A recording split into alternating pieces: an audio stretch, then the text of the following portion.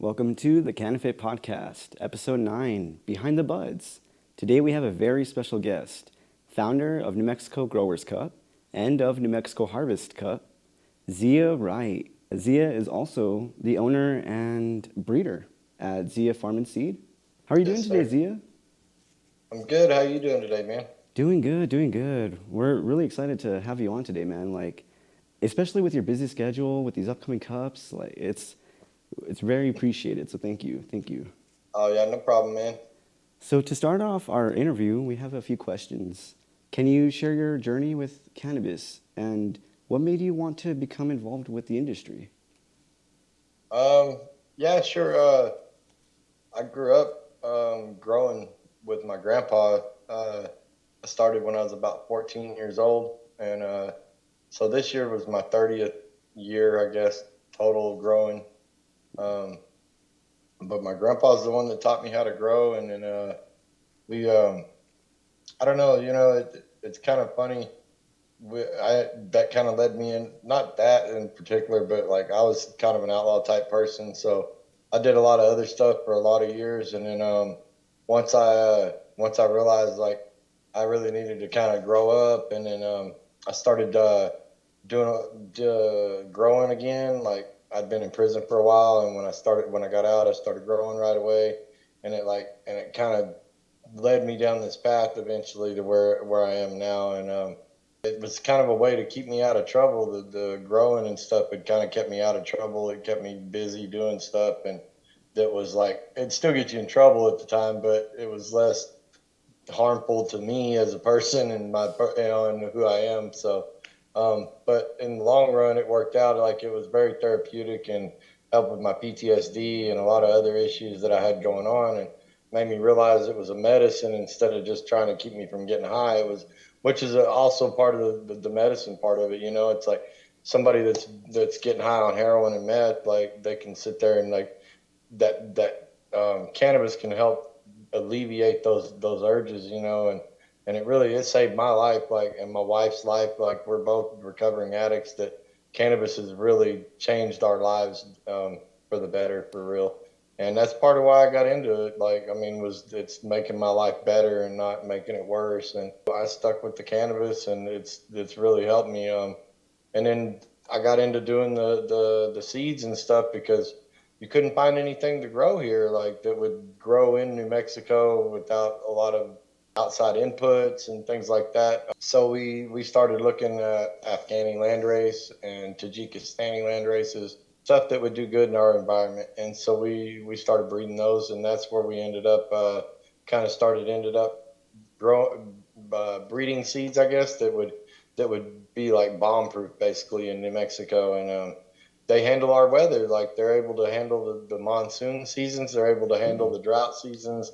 Able to handle it all. And so that's kind of what put us on the map. They would grow anywhere. Like we could send them to India, and somebody would send us back pictures, and they're like, they grow great here. And so we figured out a formula that works for us. It helped me have a reach within the community that some of the other people in New Mexico don't have, to where I have a reach that's worldwide. And so we started the Growers Cup. And the first year we did the Growers Cup, we had people from California and Minnesota and Oklahoma that made it just for that. And it was just a small, like, out of the way place, like we weren't even supposed to be at. Like we trespassed on this property to get it done. Like it was a whole like crazy thing, and we had people from all over come for it. We had somebody from the UK that entered topicals that year. It just blew up after that. But the reach from the seed company helped us to kind of create this Growers Cup, and the Growers and the Harvest Cup. The Growers Cup started first, and then we did the Harvest Cup a few years later because people really wanted something during harvest season. So we decided to do the Harvest Cup. But the original Growers Cup is more of for the outdoor growers to be able to have time to cure their cannabis, and then also so they have a chance to compete against indoor. We don't separate indoor from outdoor. We really feel like outdoor done right and has a great season, they can compete with any indoor out there. I really feel like outdoor cannabis done like perfect, if you have that perfect season, is better than any indoor you're going to have. Terpenes and everything.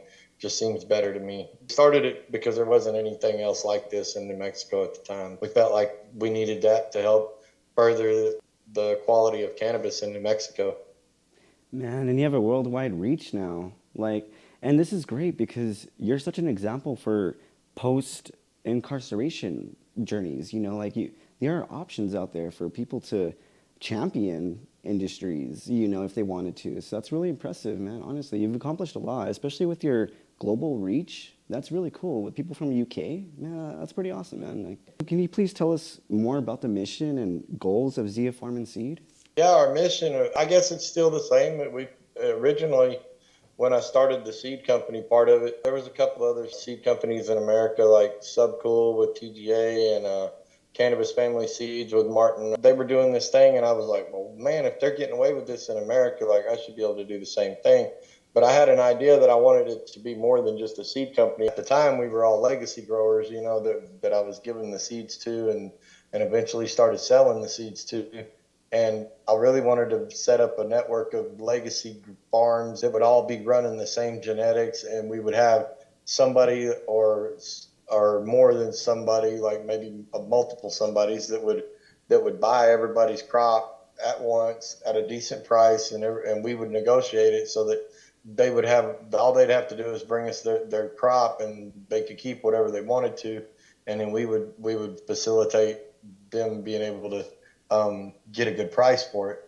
And so we were wanting to go to these farms, and we would show them how to do what we do so that their flower came out the quality we needed it to come out and things like that.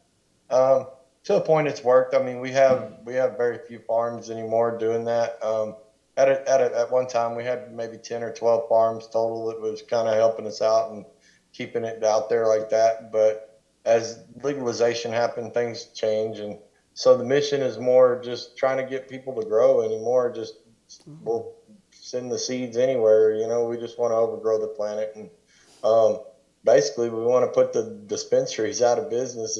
I kind of hate to say that. I mean, we do like support the business, the dispensaries, but I do think that a lot of the dispensaries aren't needed. A lot of them are just here for the money.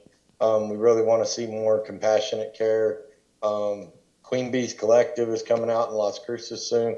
That's going to be a great one, I think. We have P37 that's opening a few stores around the state, and they're very patient oriented. I really like those guys.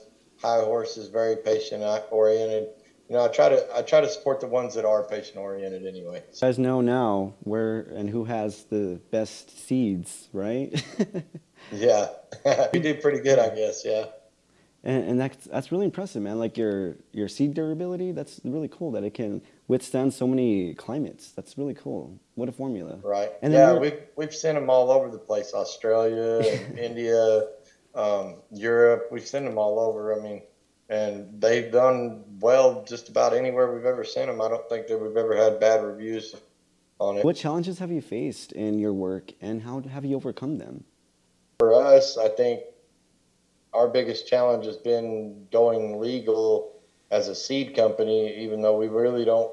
I mean, I don't care to produce flower. I mean, it'd be all right, I guess. My main goal is I want to be able to produce seeds without a bunch of red tape and this and that. And like, you do have some red tape, and I've been rated before. Like we were rated 7-8 years ago. We got rated with like 3 greenhouses full, 180 plants. There were 60 plants in each, and that was during a breeding project on one of them. So I mean, you lose all those seeds, thousands and thousands of seeds out of 60 plants. Like you're looking at 600,000 seeds or something. But it really killed us. Every year is different, and so we just keep going. As an outdoor grower, I will tell you that the hardest thing to deal with in New Mexico is hailstorms. I've lost whole crops on more than once to hailstorms. But what inspired you to start New Mexico Growers Cup and New Mexico's Harvest Cup? We didn't have anything in New Mexico that was blind judged. Something like the old High Times Cups or the Emerald Cup. The Emerald Cup is really what I modeled it after to a point as far as the competition. I really felt like we needed it to be blind and not only by the numbers. I felt like that even though they do strictly outdoor, I felt like we could do outdoor and indoor together and everybody compete against each other. And really, to be honest, if I'd have tried to do just outdoor or just indoor in any category that first 2 years, we wouldn't have had a cup because we only had a dozen entries. And I know like that sounds crazy now, but we had a dozen entries, like, and maybe 23 or 24 total, like with edibles and everything added together. It was like, it was nuts. It was just, there wasn't very much at all. And I mean, I basically like I would drive like all over the state to pick up an entry, and Wow. we just didn't have anything like that. We wanted to push that blind judged type of competition to where people really knew who stood out. It took off after a couple of years. We stayed patient, and here we are now, looking to have something that is going to be crazy big. To compare and look back to where you all started, it's really cool to see the dramatic increase in popularity and in demand too. I really hope Right. much success for you in the future, man, especially because of what you contribute to our community. It's great to have great quality and great Right. people within our community that actually advocate for that too. So thank you for all that you do. What is your favorite thing about hosting all these local cups? I have a lot of fun on the stage, but I think that's like the most rewarding thing. It helps me get out of my comfort zone, and it makes me do something that I'm not used to doing. I really enjoy to see, like, the other part is being able to see how far New Mexico growers have come, each and every one of them, because I get to see them from year to year. After they enter, it seems like they keep entering. Each year it's different. It's really neat to see how far they've all come. I tell you, it's amazing. It really is. Like, I've seen people that I was like, oh my God, I don't know if I even want to like smoke that at all. And Yeah. now I'm like, I can't wait to see what they enter this year, because it's gotten so good. And I'm like, man, they're killing it now. That's the best part, I guess, is seeing how New Mexico has progressed as a state in the cannabis industry. You don't have to go anywhere else to find great cannabis now. You can find the best of the best here. Now people have like a goal to showcase what they are able to create. How has the cannabis industry evolved over the years, in your opinion? I used to make a pretty good living as an outdoor grower, and it's definitely changed the last couple of years. But I'm not. It's not for the worst. I mean, maybe as a grower, but it's definitely better for patients, and I'm a patient first. I feel like we've done good, and the overgrow the planet thing has kind of taken hold. TGA Subcool was very big on that, and I really feel like we've accomplished that to a large extent. You can really feel it, when you go to like a dispensary, and they're like struggling to make it like pricing something that people can afford, and still keep them coming in. And like, I see $3 grams, and I'm like, I feel for the farmers, but man, sure is great for patients. And Yes. I do see a lot of great quality out there. The price hasn't gone down on that. If you're growing high quality cannabis, your pricing's still great. What advice do you have for aspiring cannabis entrepreneurs? Just got to go for it. Everybody said we can't do this, we can't do that, and at the end of the day, like, everybody told me I couldn't have a seed company, I couldn't have this cup. We've been told I don't know how many times that oh, that's illegal or this or that. And at the end of the day, if you just do it, a lot of times like it'll all work out. And I feel like a lot of people are held back by their fears, and that's something I really hope that I feel like cannabis helped me with that, with getting over my fears. And I feel like if people get over their fears, like, you'll see them a lot more successful in the industry. You're an example, I'm telling you, man. Could you share any memorable success stories or moments in your career? The first cup, man, like, I remember picking up when we opened the gate, and there's this line of cars coming in, man, and I was like, holy shit, it's a success. We Yes. did it. I was like, man, I could not believe it. I was like, this is amazing. And just cars kept coming. I was like, oh my God, like, it was nuts. And yeah, man, I mean, like, in any season that you have that's just like over the top, and you hit your marks on how much you wanted to grow, and how good the cannabis is, like, that's the same feeling also. It just is amazing. Like, when you're cutting down these amazing plants, and they're covered in all this great medicine, and you can smell it for, oh my Mm. God, all the time, everywhere you go. And I just love that time of year. Like right now, it's amazing. How do you wish to see the future of the cannabis industry in New Mexico and beyond? I really hope that it comes down to smaller growers. Like I really would like to see a huge push for small growers, and craft, cannabis. Like I see a lot of guys that are doing the 200 plant grows, but they're already kind of moving up to a little bit larger. So, I mean, I get a couple thousand maybe, but for a craft cannabis type of operation. But I'd like to see the smaller growers take over in the smaller dispensaries, the mom and pop type shops. We have a great one here in Alamogordo, Roadrunner Cannabis. They have the top end type products, and that's more what we're looking for. I want to see more quality and see the market kind of regulate itself, and but I definitely want to see the smaller growers and stuff be the ones that kind of benefit from all of this.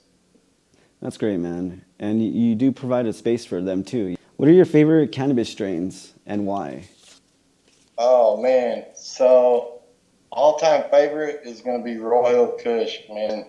I remember walking around for like 6-7 hours that day, like high, man, like riding trolleys and just, man, it was like the best day ever in San Francisco. And then I love OG Kush, man. I know that's kind of like everybody loves Classic. it, but there's a reason everybody loves it. Like if you find real OG and you get a great cut of like the original Skywalker cut or the pure Kush from LA, like, or LA Appy, like, man, those cuts of OG are just, man, Chef's phenomenal. kiss. Man, they're so good. The Royal, I think, is mainly, I love to grow it, man. Like, I really do. It's just impervious to so many pests and mold and things like that. So I really love to grow that one. And so it just has, it's got a special place in my heart, but it's definitely taken over as my favorite strain. Man, where could, do you know where our audience could pick any of that up? Ooh, Royal Kush. No, No? Okay. we will have Royal Kush crosses, feminized seed that people can pick up. Like April probably this year. We'll be Nice. doing new batches of seed for the Royal Kush. They're going to be really good, and there'll be a lot of new crosses coming out from us. We got some big plans for some crosses this year. So yeah, keep an eye out. If you want to find some of our strains like Zia Cookies, David Gaylor Kush that we made in honor of my friend that got murdered by the cops in Albuquerque, May, you can go to Enchanted Desert Farm out in Portales. The homie Sam out there. And bless all that you do. My condolences for your fallen. Where could our audience find more information about New Mexico Growers Cup and New Mexico Harvest Cup? Go to NewMexicoGrowersCup.com, or they can go to ZiaFarmandSeed.com. We have the New Mexico Growers Cup Facebook, Instagram. Awesome, man. Well, thank you for your time today. You've been like a treat, bro. Thank you again. And I'm really excited to go check out the New Mexico Harvest Cup, which is November 18th. Oh, man, we can't wait to have you down here, man. It's going to be a blast. We can't wait to have everybody down here. We're going to blow this thing up, man. Yeah. Man, I've never seen nothing like it. I'm so excited, man. This is my first like cup of any capacity, so this is really exciting stuff. Thank you again for hosting it. The whole vibe out here is like nothing anybody's ever felt until they get here. We'll see you then, huh? Take care, bro. Yeah, sounds good, brother. We'll see you soon. That will be our episode 9, Behind the Buds, with founder Zia Wright of the New Mexico Growers Cup and New Mexico Harvest Cup. Thank you again, Zia, for your time today. And thank you, everyone, for tuning in to the CannaFit Podcast. We'll see you. Thank you, bro.